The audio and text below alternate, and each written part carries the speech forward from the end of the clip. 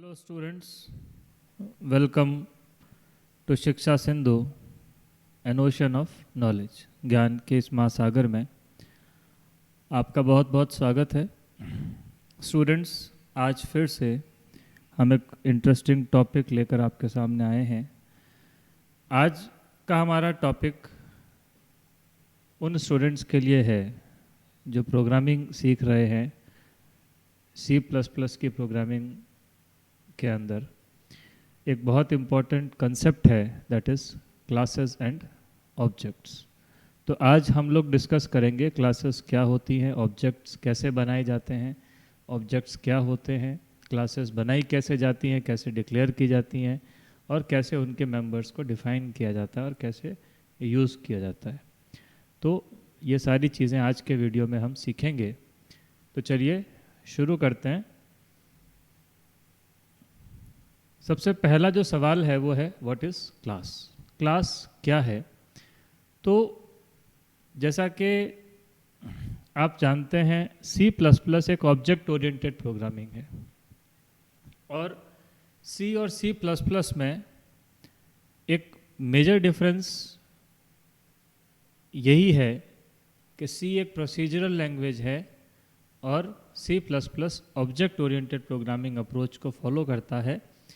तो इस क्लास जो है वो C++ का कह लें या ऑब्जेक्ट ओरिएंटेड प्रोग्रामिंग का कह लें, एक बहुत इम्पॉर्टेंट फीचर है जो किसी भी ऑब्जेक्ट ओरिएंटेड प्रोग्रामिंग लैंग्वेज के लिए बहुत इम्पॉर्टेंट होता है। बिकॉज ऑब्जेक्ट ओरिएंटेड प्रोग्रामिंग का एक इम्पॉर्टेंट कैरेक्टरिस्टिक होता है डेटा हाइडिंग या डेटा प्रोटेक्शन कह सकते हैं या एनकैप्सुलेशन ऑफ डेटा कह सकते हैं। तो उसमें क्लास का बहुत बड़ा रोल होता है।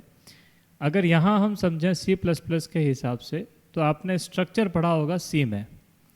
C के अंदर जो स्ट्रक्चर होते हैं उसमें क्या होता है कि हम अलग अलग वेरिएबल्स को एक यूनिट बनाते हैं, एक डेटा स्ट्रक्चर के रूप में हम उसको डिक्लेयर करते हैं और डिफरेंट टाइप के वेरिएबल्स को हम यूज़ कर सकते हैं। तो एक डेटा टाइप बन जाता है जिसमें अलग अलग तरह के वेरिएबल्स होते हैं। तो यहाँ पर भी जो क्लास है वो आप यही समझ सकते हैं कि स्ट्रक्चर का ही एक एडवांस्ड रूप है, एक एक्सटेंशन है।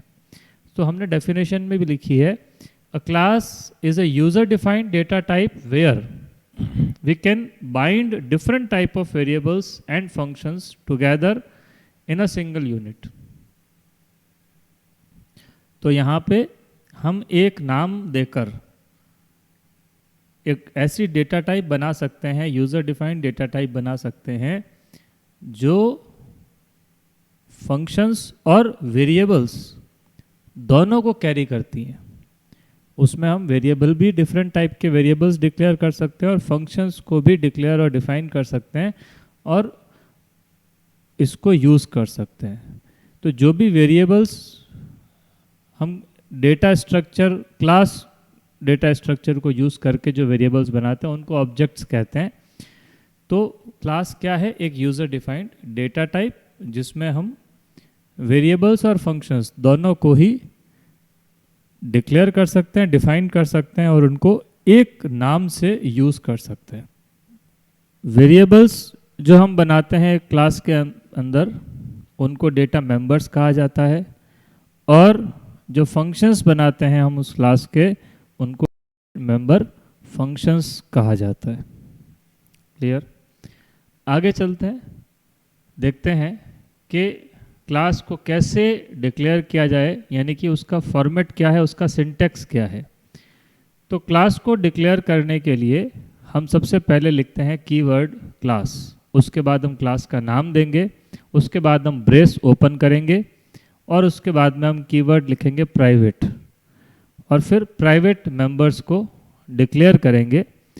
उसके बाद हम कीवर्ड यूज़ करेंगे पब्लिक सेमीकोलन और पब्लिक मेंबर्स को डिक्लेयर करेंगे। इस तरीके से हम प्राइवेट और पब्लिक मेंबर्स को अलग अलग डिक्लेयर करने के बाद में ब्रेस को क्लोज करेंगे और सेमीकोलन लगाएंगे। तो इस तरीके से क्लास डिक्लेयर होती है।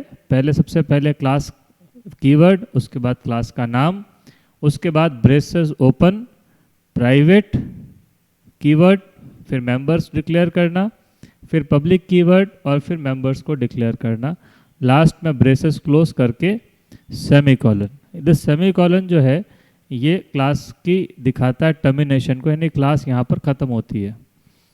तो ये तरीका है एक क्लास को डिक्लेयर करने का। यहाँ पर बाय डिफ़ॉल्ट जो मेंबर्स बनते हैं वो प्राइवेट बनते हैं, तो अगर हम प्राइवेट कीवर्ड को नहीं भी लिखेंगे तो भी जो मेंबर्स हैं वो प्राइवेट डिक्लेयर होंगे, और जब पब्लिक मेंबर को डिक्लेयर करना होगा तो हम लिख देंगे ऊपर पब्लिक। तो इस तरीके से ये क्लास जो है वो डिक्लेयर होती है। तो अब ये प्राइवेट और पब्लिक जो हम यहाँ पे लिख रहे हैं ये क्या चीज़ है, तो इसको हम आगे समझते हैं कि प्राइवेट क्या है, पब्लिक क्या है। तो हमारे पास में 3 तरह के विजिबिलिटी मोड्स या एक्सेस मॉडिफायर्स हैं। ये जो पब्लिक, प्राइवेट और हम लिख रहे हैं प्रोटेक्टेड, ये विजिबिलिटी मोड्स कहलाएंगे। तो 3 तरह के विजिबिलिटी मोड्स हैं हमारे पास में, पब्लिक, प्राइवेट और प्रोटेक्टेड। मतलब हमारी क्लास में जो मेंबर्स हम बना रहे हैं उन मेंबर्स को किस तरीके से देखा जाएगा वो है विजिबिलिटी मोड्स, राइट।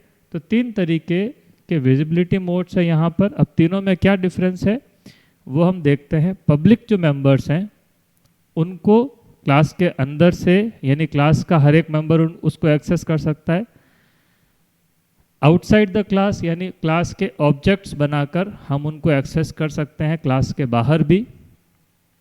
और जब हम एक क्लास को यूज़ करके कोई दूसरी क्लास बनाते हैं, यानी कि इनहेरिटेंस करेंगे, तो उसमें भी ये जो मेंबर्स हैं ये बेस क्लास में दिखाई देंगे, यानी इनहेरिट हो सकते हैं। इनहेरिटेंस एक पूरा अलग कंसेप्ट है जो हम दूसरे किसी वीडियो में डिस्कस करेंगे। तो जब इनहेरिटेंस में हम एक बेस क्लास को यूज़ करके उसकी डिराइव्ड क्लास बनाते हैं, यानी कि उस एक क्लास को एक्सट्रैक्ट करके दूसरी क्लास बनाते हैं, तो उस क्लास के सारे फीचर्स उसकी डिराइव्ड क्लास में जाते हैं। तो जो पब्लिक मेंबर्स होंगे वो इनहेरिट होंगे, यानी कि उस डिराइव्ड क्लास में भी दिखाई देंगे। इसी तरीके से प्रोटेक्टेड मेंबर्स जो हैं वो क्लास के अंदर एक्सेसिबल हैं, क्लास के बाहर एक्सेसिबल नहीं हैं। यानी आउटसाइड द क्लास किसी भी दूसरे फंक्शन में अगर हम ऑब्जेक्ट की हेल्प से इन प्रोटेक्टेड मेंबर्स को यूज़ करना चाहें तो हम यूज़ नहीं कर सकते हैं डायरेक्टली, लेकिन इनहेरेंट होंगे। अगर हम इसको किसी डिराइव्ड क्लास में लेकर जाना चाहें तो ये जाएंगे। प्राइवेट जो मेंबर्स हैं वो क्लास के अंदर से एक्सेस होते हैं, इनको क्लास के बाहर एक्सेस नहीं किया जा सकता है, और इनका इनहेरिटेंस भी नहीं होता है। तो प्राइवेट जो मेंबर्स हैं वो सबसे ज़्यादा, आप यूँ कह सकते हैं, सेंसिटिव मेंबर्स होंगे, या आप कह दो कि बिल्कुल आइसोलेटेड मेंबर्स हैं, जो सिर्फ और सिर्फ क्लास के अंदर ही एक्सेस हो सकते हैं, क्लास के बाहर किसी भी तरीके से ये एक्सेस नहीं होंगे और इनहेरेंट भी नहीं होंगे। तो इनको एक्सेस करने का सिर्फ एक ही तरीका है कि हमारी जो क्लास है उसी क्लास के पब्लिक मेंबर्स जो हैं वो इसको यूज़ कर सकते हैं। तो हमको प्राइवेट मेंबर्स को एक्सेस करने के लिए और प्रोटेक्टेड मेंबर्स को भी एक्सेस करने के लिए हेल्प लगेगी किसकी? पब्लिक मेंबर्स की। तो इस तरीके से ये 3 एक्सेस मॉडिफायर्स काम करते हैं। जनरली जो हमारे डेटा मेंबर्स हैं, यानी कि जो फंक्शन, जो वेरिएबल्स हैं, उनको प्राइवेट के रूप में डिक्लेयर किया जाता है, प्राइवेट बनाया जाता है, उनका एक्सेस जो है वो प्राइवेट रखा जाता है ताकि हमारे जो वेरिएबल्स हैं वो सेफ रहें। तो डेटा प्रोटेक्शन यही पर काम आता है। और जो हमारे फंक्शंस हैं उनको जनरली पब्लिक बनाया जाता है ताकि वो क्लास के बाहर भी एक्सेस हो सकते हैं। तो ये पूरा कंसेप्ट है क्लास का। क्लास क्या होती है, क्लास कैसे डिक्लेयर होती है, और कौन से विजिबिलिटी मोड्स यानी एक्सेस मॉडिफायर्स इसमें काम में आते हैं। अब आपको क्लियर हो रहा होगा कि कैसे ये काम करेगा, लेकिन जब तक हम इसको प्रैक्टिकली नहीं समझेंगे तब तक ये थोड़ा सा मुश्किल रहता है कि कैसे होगा, क्या होगा, कैसे बनेगा। तो हम इसको प्रैक्टिकली समझेंगे। तो मैं आपको C++ के एडिटर में लेके चलता हूँ। वहाँ हम देखेंगे कि हम एक क्लास को कैसे बनाते हैं।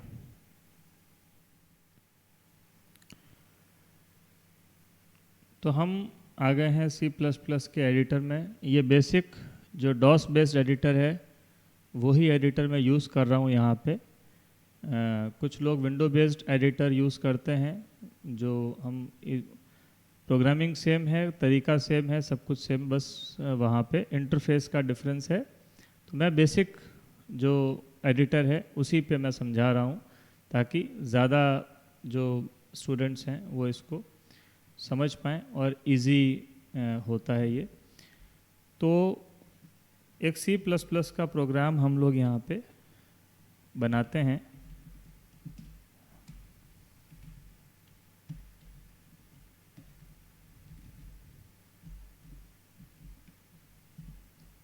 अब इसमें हम एक क्लास सबसे पहले डिक्लेयर कर रहे हैं।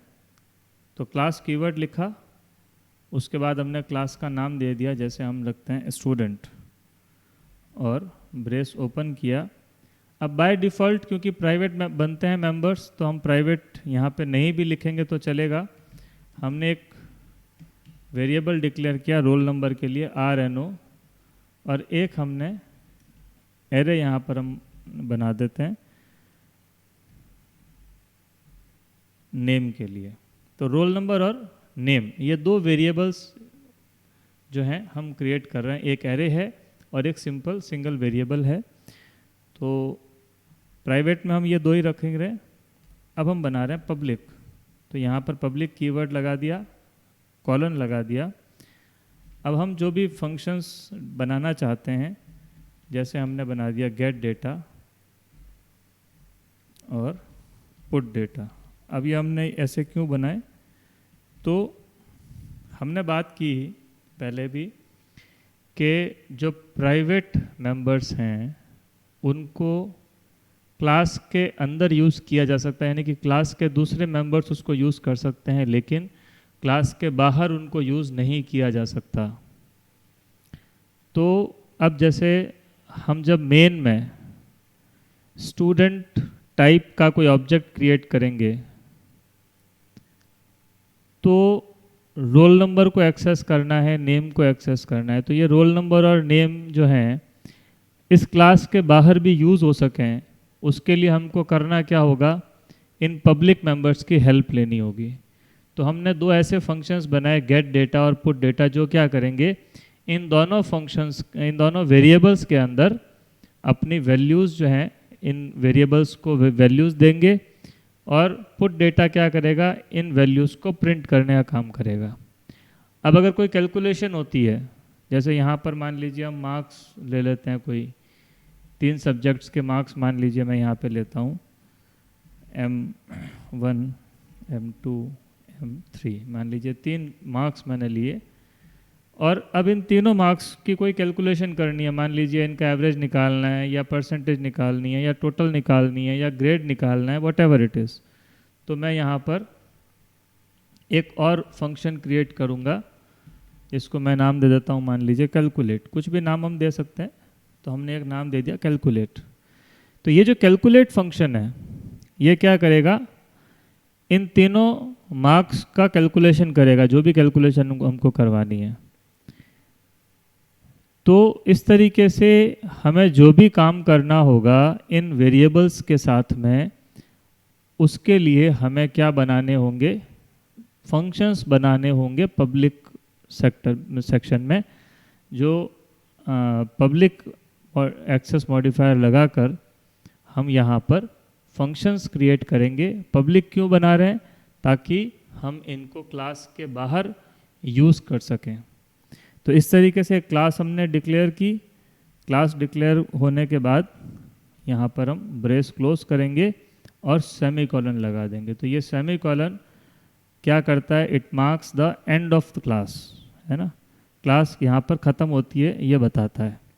तो इस तरीके से एक क्लास को डिक्लेयर किया जाता है। ये सिर्फ डिक्लेरेशन हमने देखा है। तो यहाँ पर हमने एक क्लास को डिक्लेयर किया है। आज के हमारे वीडियो में हम इतना ही रखेंगे।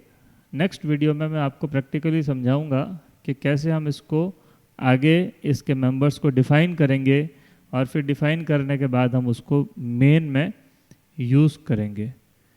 So that's all for today's video. Thanks for watching, thanks for giving your time. Be happy, be safe. Thanks to all.